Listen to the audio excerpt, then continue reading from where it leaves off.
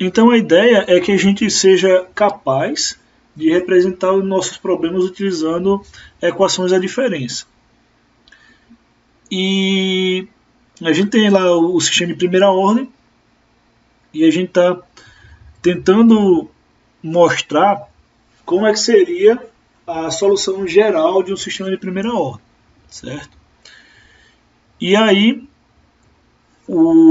a gente divide, ou pelo menos é assim que a literatura apresenta para a gente, essa divisão, como a entrada ou a resposta de estado zero e a resposta forçada, certo? Então é uma resposta, na verdade, resposta de estado zero e resposta de entrada zero. Então, o que vai acontecer aqui? Essa resposta de estado zero, eu vou abordar isso melhor mais na frente, ou também a gente pode chamar de resposta forçada do sistema, seria dado por uma parte do meu sistema. Então, se você pegar a equação do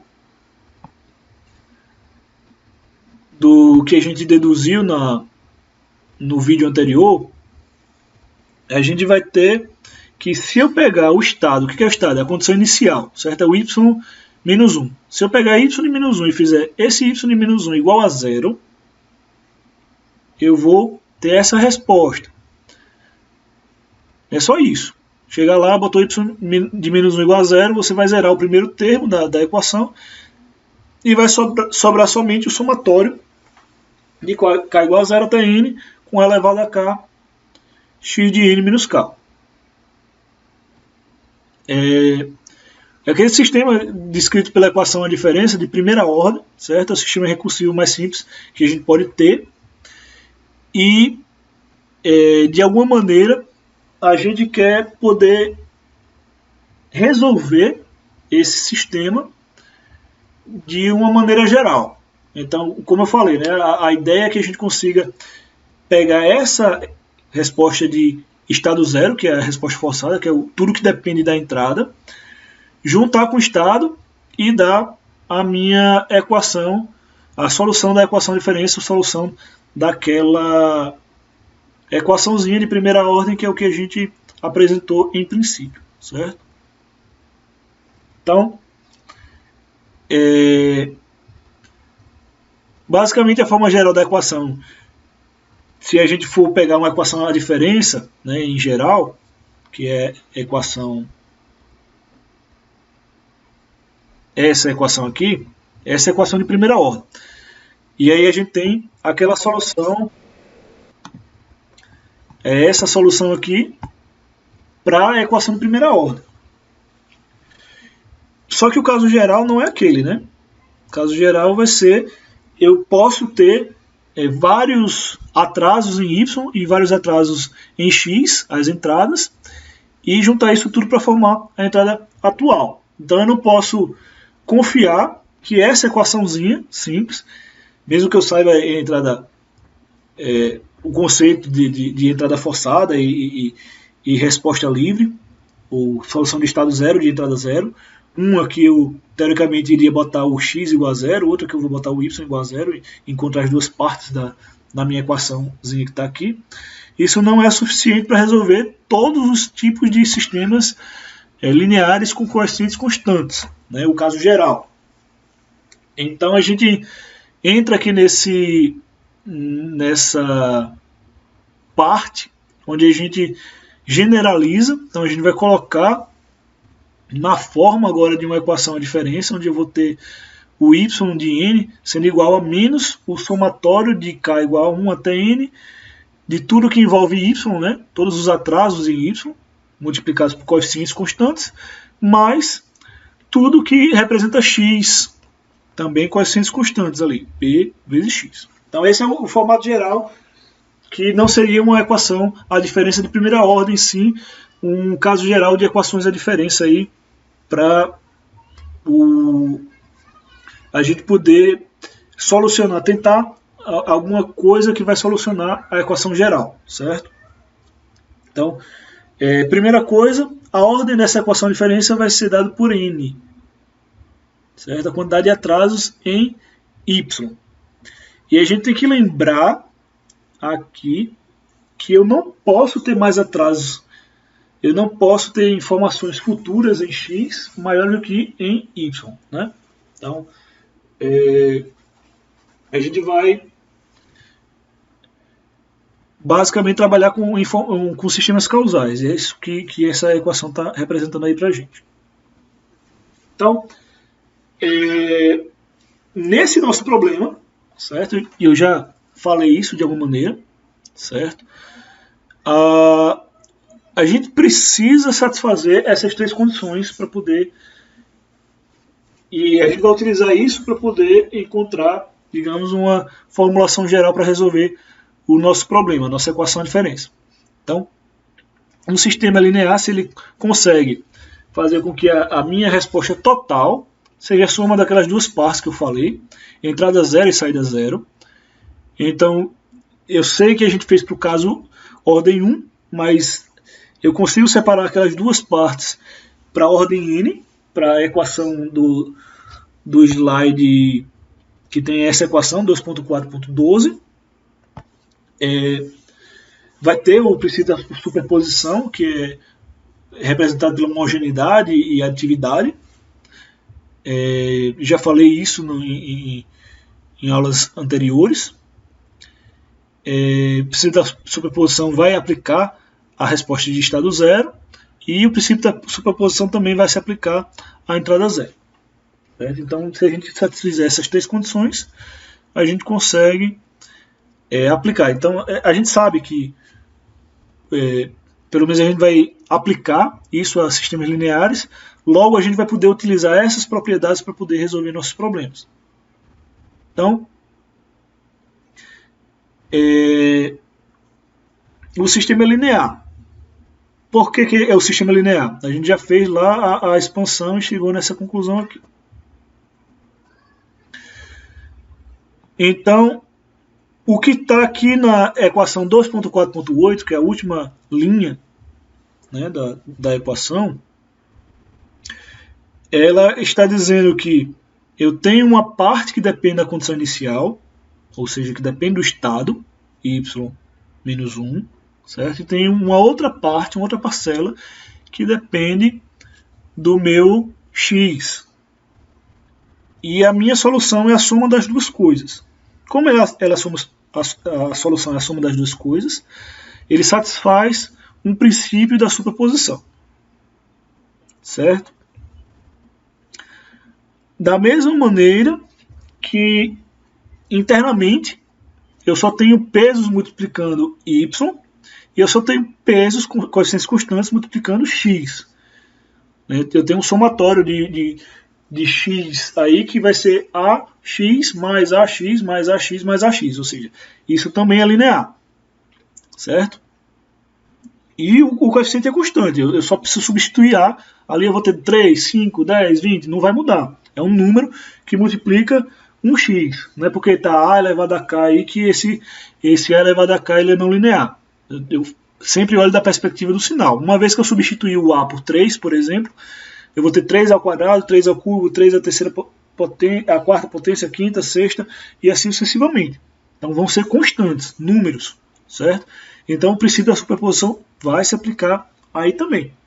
Logo, o meu sistema ele é linear, certo?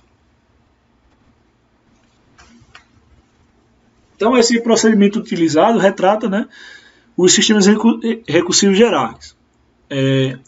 Sistema recursivo descrito por equação de diferença de coeficientes constantes é linear invariante no tempo, certo? Então, teve coeficientes constantes, ele é linear invariante no tempo. Basicamente, foi representado por essa forma aqui, da equação 2.4.12, ele é linear e invariante no tempo, certo? No caso do sistema recursivo, linear invariante no tempo, que é descrito por equações à diferença de coeficientes constantes, linear, como né, em 2.4.13, é suficiente dizer que tal sistema é estável, biboestável. O que é biboestável? É se eu tenho uma entrada limitada naquele sistema, a minha saída vai ser limitada, obrigatoriamente. Se ele vai ser estável, se e somente se, para toda entrada limitada e toda condição inicial limitada, a resposta for limitada, certo? A ideia aqui é a gente conseguir ter algumas características importantes. Pronto, se eu tenho um sistema linear, eu consigo resolver utilizando alguns princípios. Beleza, porque aí eu posso fazer aquela associação de entrada zero e estado zero e formar a minha solução geral. Outra coisa que é bem importante é se essa equação ela vai ser estável. Porque, pelo menos para engenharia, isso é importante. Você pensar assim, eu vou representar aqui o meu sistema o caso lá do Covid, como eu estava falando. No caso do Covid, eu peguei lá e consegui representar os dados para uma equação de diferença. Certo? Aí botei lá os dados da equação de diferença e eu percebi que para aquela faixa de valores de dados que eu consegui representar pela equação de diferença, o sistema é instável. Então significa que nenhuma entrada limitada, ou seja, nenhum grau por exemplo, de confinamento, faria com que o meu sistema ficasse estável. Ou seja, eu sempre teria transmissão do vírus e todo mundo ia morrer no mundo. É um exagero, obviamente, mas uma consequência direta de ele ser biboestável é que a saída vai ter um valor finito. Nesse caso, obviamente, a gente esperaria que, independentemente do grau de confinamento, para essa doença especificamente, não seria toda a humanidade que seria contaminada. Então, de alguma maneira, ele vai ser estável.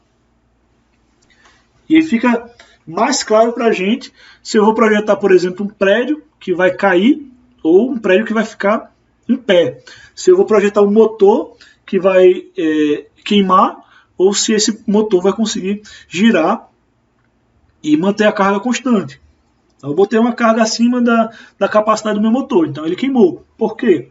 Porque para aquele valor, ou para aquela faixa de operação do motor, a equação de diferença que representaria o motor gera um sistema instável.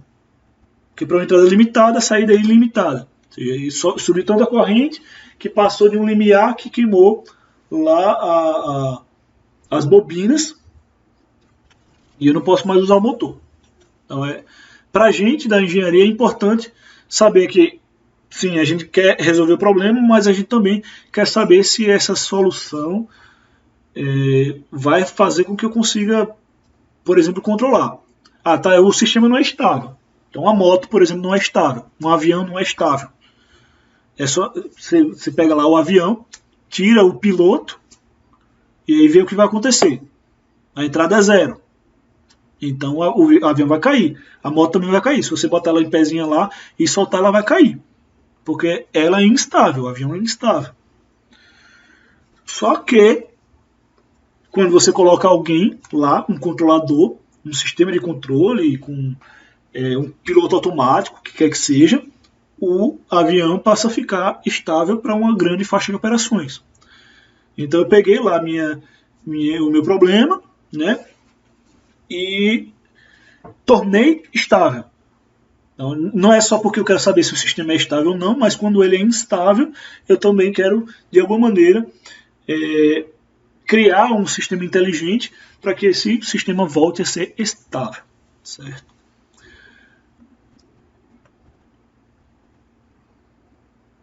Então, como é que a gente verifica se o sistema linear recursivo é estável, né?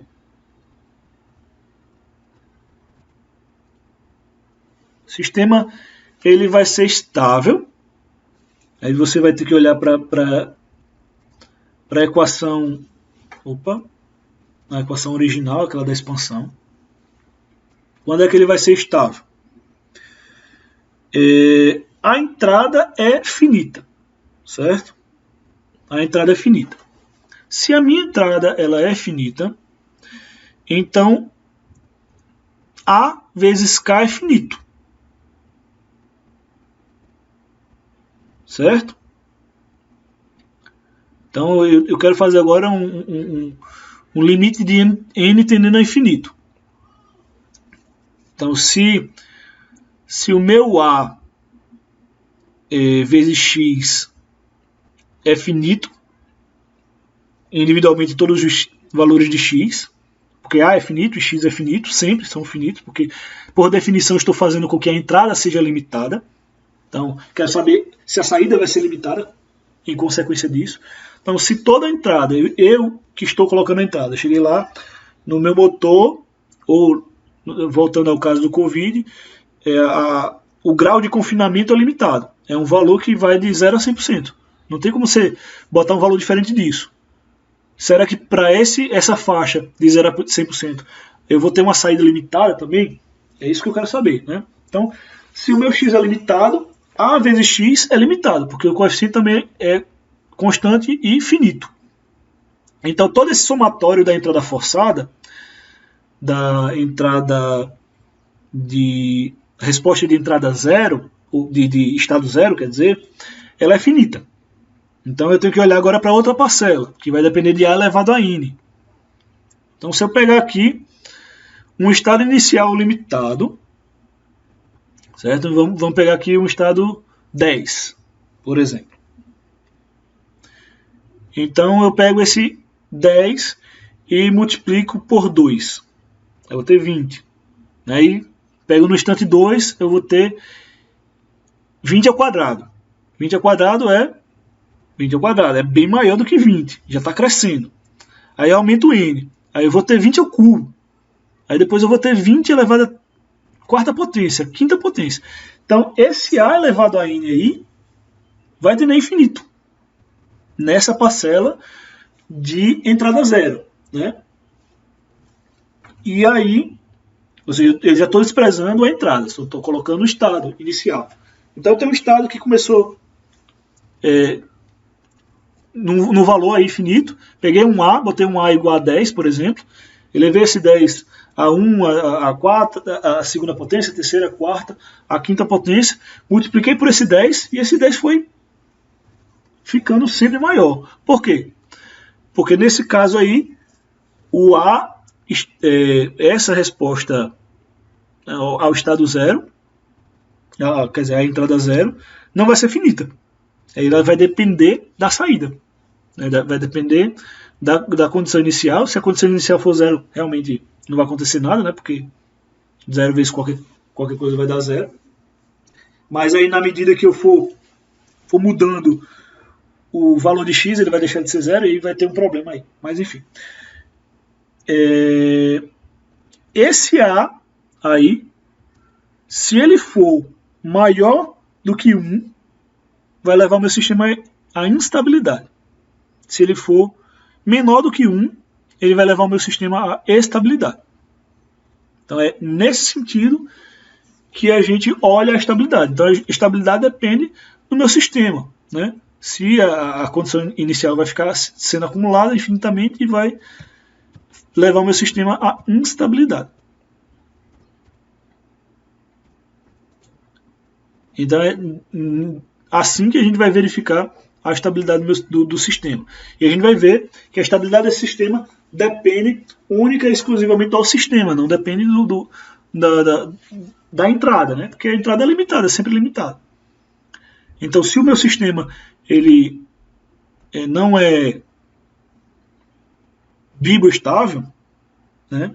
Isso não é devido à entrada, não é porque você jogou um copo de água na cara de uma pessoa que ela pode puxar uma arma e lhe dar um tiro. Não é porque você estressou ela com palavras que você vai se estressar e bater nela.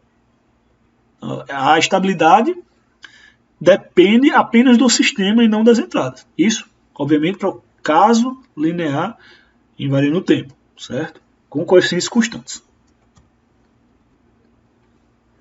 E aí, a gente quer evoluir, né, nossa dinâmica aqui para a solução de equações da diferença com coeficientes constantes. Como é que a gente resolve equações da diferença com coeficientes constantes? E eu vou deixar isso para o próximo vídeo para a gente poder separar bem essa discussão que a gente está tendo sobre os sistemas representados por equações da diferença.